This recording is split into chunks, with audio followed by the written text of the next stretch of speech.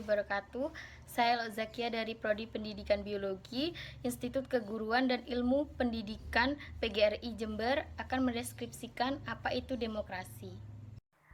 Demokrasi. Secara etimologis atau bahasa, kata demokrasi berasal dari bahasa Yunani, yaitu demos berarti rakyat, kratos berarti kekuasaan.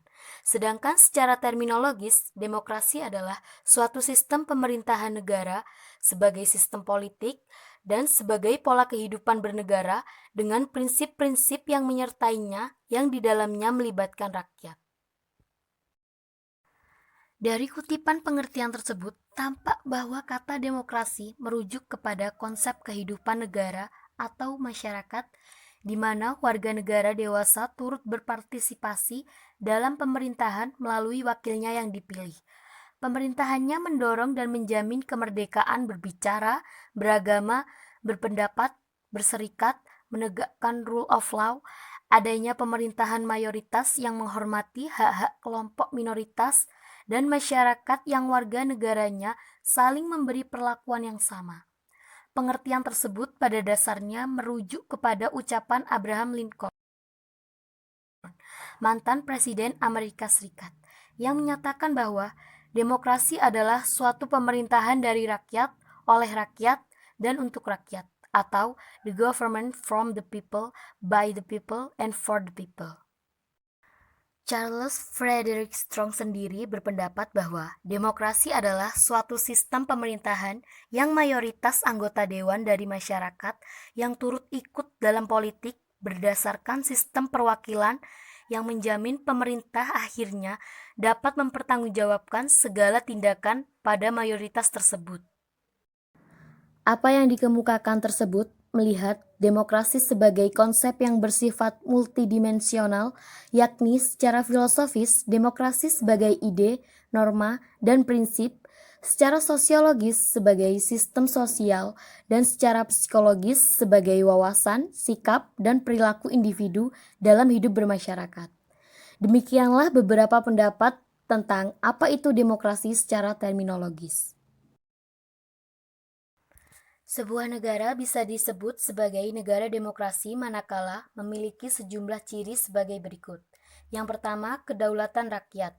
Dalam negara demokrasi, pemilik kedaulatan adalah rakyat, bukan penguasa. Kekuasaan tertinggi ada pada rakyat. Kekuasaan yang dimiliki oleh penguasa berasal dari rakyat. Yang kedua, pemerintahan didasarkan pada persetujuan rakyat. Dalam hal ini, penguasa negara tidak bisa dan tidak boleh menjalankan kehidupan negara berdasarkan kemauannya sendiri. Yang ketiga, pemerintahan mayoritas dan perlindungan hak-hak minoritas. Prinsip ini menghendaki adanya keadilan dalam keputusan, yang dimana keputusan diambil sesuai kehendak mayoritas rakyat dan harus menghormati hak-hak minoritas. Yang keempat, jaminan hak-hak asasi manusia. Prinsip ini menghendaki adanya jaminan hak-hak asasi manusia. Yang kelima, pemilu yang bebas dan adil. Prinsip ini menghendaki adanya pergantian pimpinan pemerintahan secara damai dan teratur. Yang keenam, persamaan di depan hukum dan pemerintahan. Maksudnya, di depan hukum, setiap warga negara mempunyai kesempatan yang sama atau tidak ada diskriminasi dalam bidang hukum. Yang ketujuh, perlindungan hukum. Prinsip ini menghendaki adanya perlindungan hukum warga negara dari tindakan sewenang-wenang oleh negara. Yang kedelapan, pemerintahan dibatasi oleh konstitusi. Prinsip ini menghendaki adanya pembatasan kekuasaan pemerintah melalui hukum. Yang kesembilan, penghargaan pada keberagaman. Prinsip ini menghendaki agar tiap-tiap kelompok sosial budaya, ekonomi, ataupun politik diakui dan dijamin keberadaannya.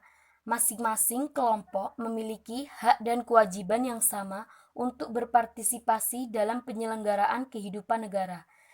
Yang kesepuluh, penghargaan terhadap nilai-nilai demokrasi. Prinsip ini menghendaki agar kehidupan negara senantiasa diwarnai oleh toleransi, kemanfaatan, kerjasama, dan konsensus. Demokrasi Pancasila. Berdasar ideologinya, demokrasi Indonesia adalah demokrasi yang berdasar Pancasila, yang merupakan dasar negara dan pandangan hidup. Demokrasi Pancasila dalam arti luas adalah kedaulatan atau kekuasaan tertinggi ada pada rakyat yang dalam penyelenggaraannya dijiwai oleh nilai-nilai Pancasila. Demokrasi Pancasila dalam arti sempit adalah kedaulatan rakyat yang dilaksanakan menurut hikmat kebijaksanaan dalam permusyawaratan perwakilan. Demokrasi Pancasila tidak saja demokrasi dalam politik yang hanya mengatur masalah kekuasaan negara, tetapi juga demokrasi dalam bidang ekonomi, sosial dengan tujuan mewujudkan kesejahteraan dan keadilan sosial. Sebagai demokrasi yang berasal pada budaya bangsa, kehidupan demokratis yang kita kembangkan harus mengacu pada landasan ideal Pancasila dan landasan konstitusional Undang Dasar Negara Republik Indonesia tahun 1945.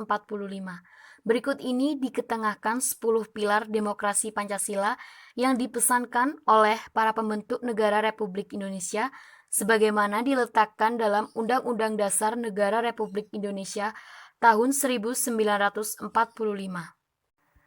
Yang pertama, demokrasi berdasarkan ketuhanan yang Maha Esa. Yang kedua, demokrasi dengan kecerdasan.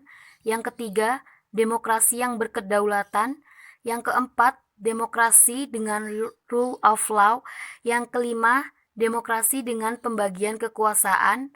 Yang keenam, demokrasi dengan hak asasi manusia.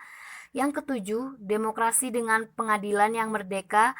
Yang kedelapan, demokrasi dengan otonomi daerah. Yang kesembilan, demokrasi dengan kemakmuran. Yang kesepuluh, demokrasi dengan berkeadilan.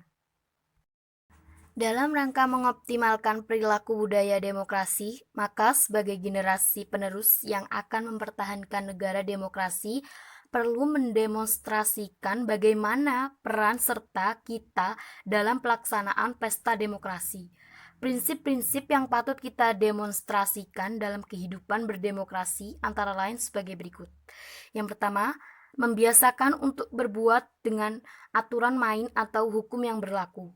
Yang kedua, membiasakan bertindak secara demokratis, bukan otokrasi atau tirani.